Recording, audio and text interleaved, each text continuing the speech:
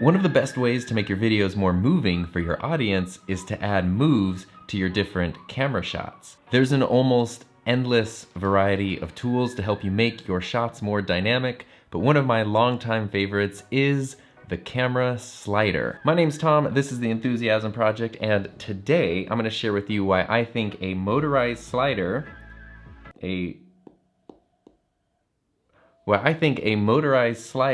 is a worthwhile investment to your camera gear setup. I just gotta wait for it to get to move all the way over here now. So before we slide on into the main topic, I do want to point out that this is not a sponsored video. There are a lot of different motorized sliders out there. I'm talking today about the Edelkrone SliderOne. The reason I got that slider is really three reasons. It gets good reviews. I've had Edelkrone stuff in the past. You might even remember I did the 3D printed Edelkrone tripod head. This slider takes the same Canon LPE6 batteries as my EOS R and my 6D Mark II, so both of my cameras and the slider run off the same power source. I love having a simple setup in terms of batteries. Same battery, same charger for as many items as possible is awesome. And then last but certainly not least is the fact that about 4 months ago, it was just on like a deep discount at B&H Photo, and I thought that was a great time to jump into the world of motorized sliders, and I really wish I had done so sooner. Up until then, this is what I had been using, which is my Canova K2 slider. And this thing is great. So if you want a manually controlled slider, this is one of the best ones out there. It's very affordable. It comes with the legs. It's just a great slider. After going into the world of DSLR filmmaking way back when with like the Canon T2i and stuff, this was probably the next thing that really leveled up my production quality, because it's not just letting you get those camera moves, it's letting you do so really smoothly. Your camera is staying in one spot and moving back and forth, or you can have your camera move in and out depending on what head you're mounting. You can even do like jib shots. Sliders are incredibly versatile, but I don't know if it's just because either I'm getting pickier in terms of my standards or I'm getting older and it's harder to just keep things from shaking. But what I have found recently is that when using this, I was spending so much time taking and retaking shots because I was messing up like the speed, or I was adding in some camera wobble, and it was getting a little bit frustrating. And I realized that a lot of those problems would be solved with a motorized slider. When you're using a slider, one of the most important things is that your move is smooth and consistent. And so it's a good rule of thumb anytime to do the move a few times, just to make sure everything works, the camera doesn't get bumped or tilted in a certain way. But I was really having trouble keeping things as consistent as possible. What you would notice is I would have my shots and they would like kind of speed up and slow down. And lately with my YouTube videos, I've really been focusing on like products and tabletop product photography, and a lot of the stuff I'm filming is smaller. And so if you have something like this battery and you're trying to get a shot of it, every little camera move really jumps out at you. And so I was just noticing those imperfections more and more, and the time it took me to film my B-roll was taking longer and longer. So a motorized slider is gonna keep the same speed every time, no matter what. Plus, I don't like to just do static sliding shots. So I'll use this camera as an example, but when I film with a slider, I don't always like to just use a sliding shot that goes around the subject, because you can lose the framing of your subject. And there are motorized slider heads that will track your subject. I don't have one of those. So what I actually like doing when I'm moving the slider is I like to turn the tripod head to kind of give a nice little parallax effect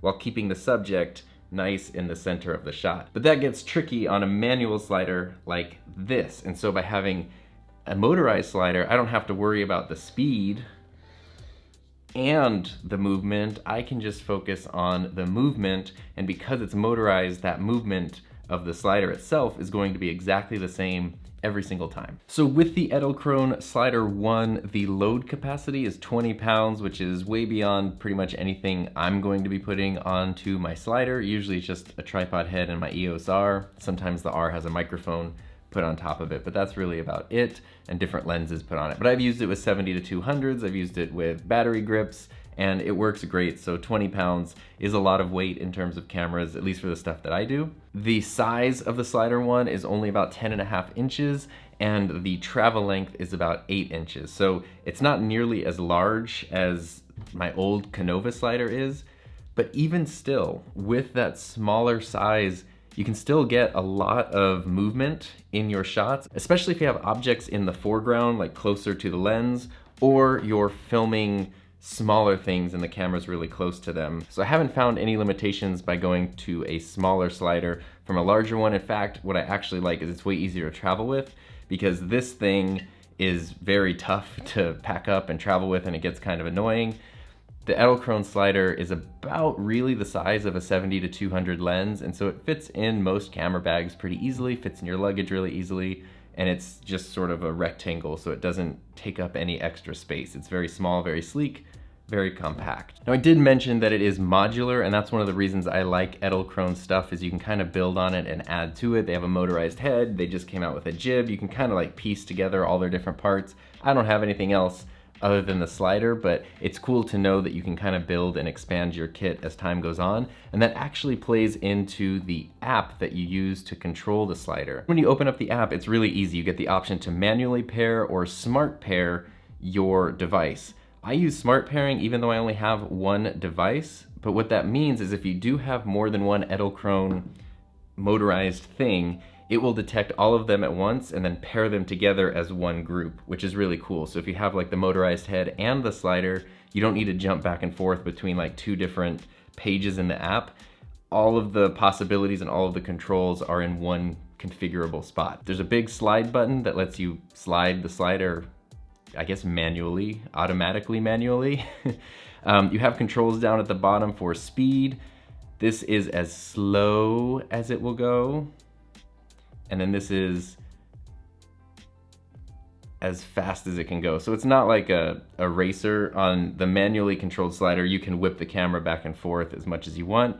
There's also the option to ease in and out. So when you start going, is it just gonna go at full speed, or is it going to kind of gently start and then get to full speed and then ramp down? I usually have it easing out a little bit. And then to set your poses, basically what I usually do is just push the slider all the way over to one end, and then you just do a long tap on pose 1, and it's gonna set pose 1. Then I usually push it all the way to the other end of the track, and then I set that as pose 2. And when I'm doing my B-roll footage, I'm pretty much just tapping between those two poses, and now I can set that as pose 2. And now all I have to do is double tap on either of those, and the camera's gonna move automatically to those positions. There's 3 slots, so I could set another one. You do have some other more advanced options. There's some time-lapse settings, so you can use it to create some motion time lapses, which is really, really cool. That's something I haven't played around with much with this slider, but I'm excited to do.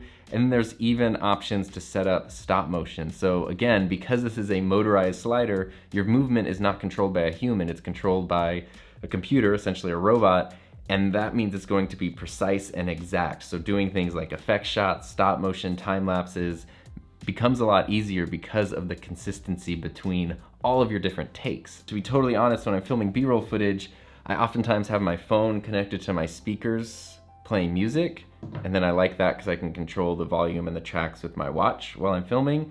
And so I usually use my iPad to control the slider. The Edelkrone app works on iPad or phones. If I'm not in this room and I'm out somewhere, or back in the day when we could like leave our houses and actually go places into the world, then I would just use my phone, and it works terrific. I found it to be very reliable. Usually I'm not a huge fan of things that require apps to use them, but this seems to be reliable. I haven't had any issues with it. It's easy to figure out. It works great. So the build quality is outstanding. I think that it is a little pricey. Usually I think this retails for about $500, which is way out of my price range, but B&H had it on a deal of the day for like $3 something a few months back, and that was worth it to me. My Canova slider was I think $250 about 8 years ago when I got that. And I know in the land of camera stuff, those aren't really high prices, but in the land of like my wallet, $500 on a slider is pretty expensive, but it really has just streamlined my workflow, and I love using it. I have noticed an improvement in the quality of my shots and my videos since I started using this slider. But of course, it's not perfect. I do have a couple gripes with it. The fact that there is no power switch is a little bit annoying. I know it's kind of simple, but it would be nice to be able to turn it on and off, so that way I don't have to always remember to take the battery out. I also wish that there was a switch to put it in automatic or manual control. It does come with, where is it? Oh. It's magnetic, so I actually have it on my desk. But it does come with these little Allen keys, and there's a way to disable the motor by turning a screw with one of these Allen keys. But I haven't really messed with that in the 4 months that I've had this slider, and I don't really think that I'm going to, because I don't want to risk messing anything up. I'm pretty sure it's foolproof, but if someone's gonna mess something up, it's definitely gonna be me, and I just don't want to risk that. I wish, just like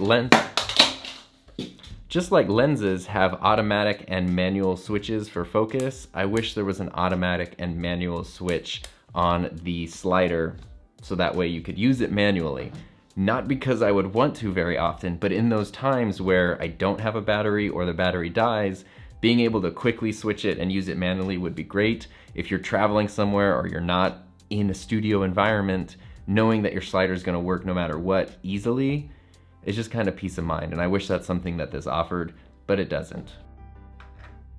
One of my favorite things to do, which was not possible before this, is to put the slider itself on my normal tripod head so I can tilt it down, and now it's at an angle, and then put a ball mount on the slider and then put my camera on that, and I can kind of create a makeshift jib shot, which I love because it's something I just couldn't do before I had this slider. It just wasn't possible, and it's really simple, really quick, and I've been using it in a lot of my videos lately and for a lot of like the tabletop product photography, and it really adds an entirely different level of dynamicness to the footage that I really love. So by adding this tool to your toolkit, you are opening up some more creative possibilities. And that's really when I know something is worth adding, when it doesn't just burden you and frustrate you, but it actually makes your life easier and opens up creative options. Those are the things that you want to add to your production kit to help you level up your videos. And I did put together a whole playlist of videos that I think are the ones most likely to help you level up the overall quality of the projects that you're working on. But before I end this video, do you know why the Panasonic GH5 was diagnosed with ADD? Because it had a lot of trouble focusing. I'm really sorry, Panasonic people. We know the GH5 is a great camera. I just thought that was like